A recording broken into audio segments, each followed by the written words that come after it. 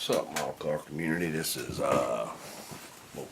Mike coming from his train room with a sort of an update on what I've been doing with the Classic Plastics 101 build.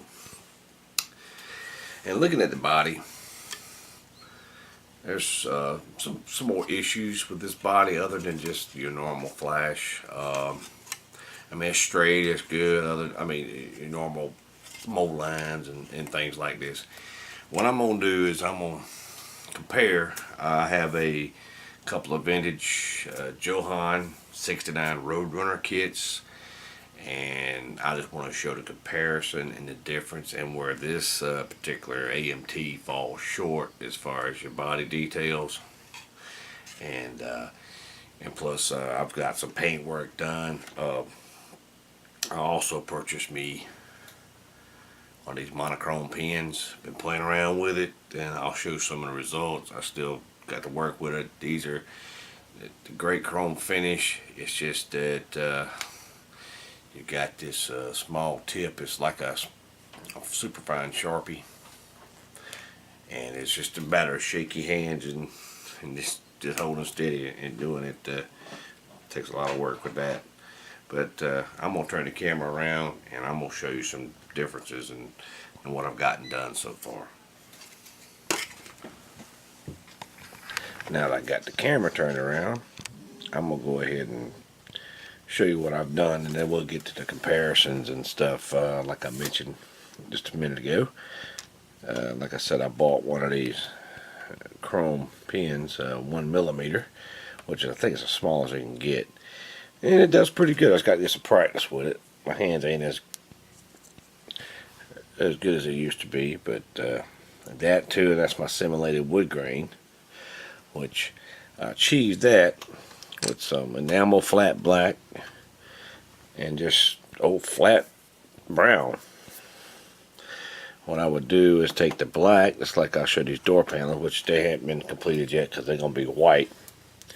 I just brush painted the black, and then came along and like streaked it with the brown to kind of give it the swirly wood pattern. Or they were not real wood on these cars. They were simulated, but it was just to break it up. Here's the dash, which I've done the same thing on, and I kind of was going to mostly use acrylic, but I did pick up some enamel flat black just to cover your chassis pieces and suspension parts, and so I can get on with the build. But the rest of it, here's part of the engine, which I hadn't completed. Just got together and got it painted. And I did use the acrylic by Anitas, which is, I want to say, mandarin orange. You gotta keep in mind I'm kind of colorblind, but to me that looks like the shade of Hemi orange. You notice I did paint the manifolds, but I'm gonna go back in and weather those up, heat those up, so heat treat look those up a little bit.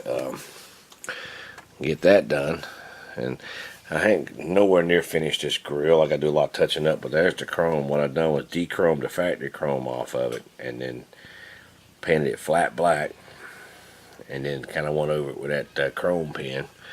Yeah, just need some touching up, some black touching up, but and the headlights sort of similarly painted. But one of the reasons I want to do this video, though, I got to looking, and this car, well, just a straight body. I mean, it looks good. It's going to need some sanding across here, and of course your normal mold lines, which that's no big deal. But if you look, if you do too much sanding on the body, see that body molding right, or not molding, but that crescent across there, it looks kind of weak if you look at it this way. This one here too, and it tapers real sharp toward the back end. I'll show you what I'm talking about in a minute. And then when you flip that over, that's a straight trunk line, just straight.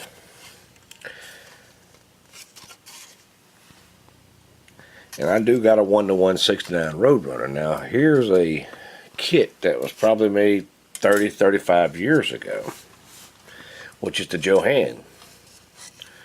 See how defined the body lines are, how smooth the transition, and see how wide the taper on the tail section, which that's correct. This body is correct. See the difference in they're the same scale, and it does have that angle on the trunk. See how it goes, it kind of angles. It's got a little slight angle, where this one is flat.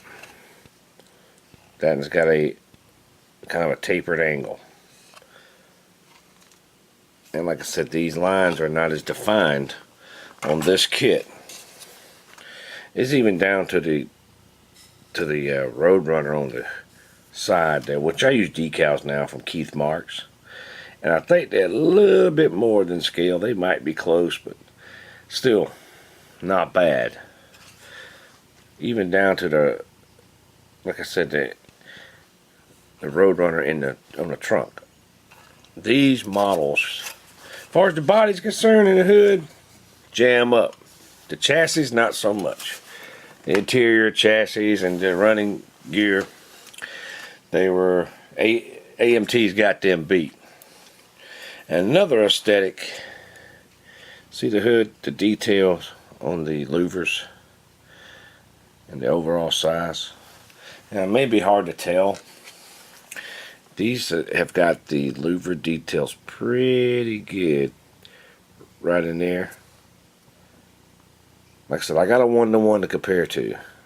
Now this hood's got some flash on it, but other than that, the detail is there. Now there's one of the there's little to no louver detail on there. Little to no, and what it is just kind of rubbed off. Now I hadn't sanded that. That's just the way it came. Alright, this goes with one other kit that I got, the original, and there's the newer one is no better. There's no detail. But I'll make that kit look good. I mean, that's really no big deal. That's just some subtle differences. But once you put the paint on it and you lightly sand some of the sharp edges off, put the chrome pieces and all that together, it's gonna look sharp. I just thought, I just noticed that on some of these cars, and now as far, like I said, the chassis and all that stuff, AMT's got the detail, but Johans got the body, and I'm trying to get all I can of those. I got several junk ones around here, but that come out of a complete kit. The orange one come out of a complete kit.